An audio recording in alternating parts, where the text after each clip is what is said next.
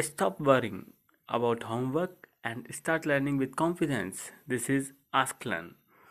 Complete help for every subject. Like, share, subscribe for daily learning videos. In this question, there's a change in rotational energy from L equals 4 to L equals 5. And in the textbook, you'll see an example where the change in rotational energy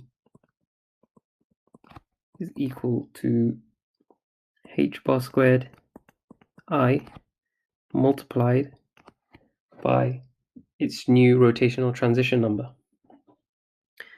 And when there's a change in rotational energy, a photon is emitted. But we also know the equation for a photon, which is E equals hf. And then when we substitute the wave speed equation, this becomes hc over lambda. Okay, and we're looking for the wavelength, so that lambda will come in handy.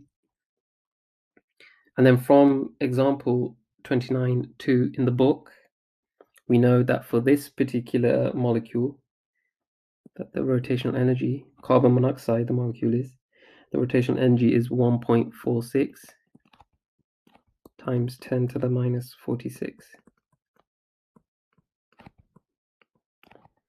Okay, so then once we substitute in these values, we get the rotational energy to be equal to 0.05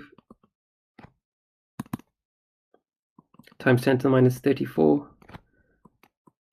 all squared over 1.46 times 10 to the minus 46.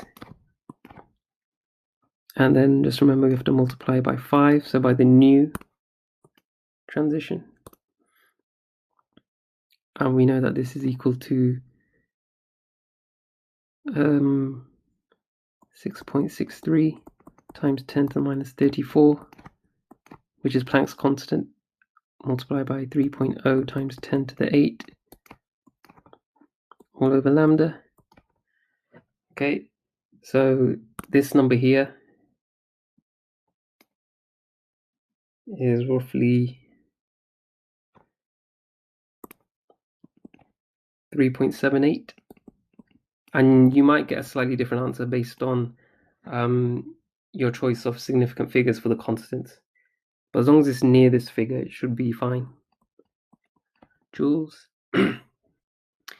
And then we can say that lambda is equal to 6.63 times 10 to the minus 34 multiplied by the speed of light over this new value, 3.78 times 10 to the minus 22, which means the wavelength becomes something similar to 5.27 times 10 to the minus 4 meters. I believe that as long as you get something between 5.2 and 5.3 times 10 to the minus 4 meters, you've probably done the question correctly.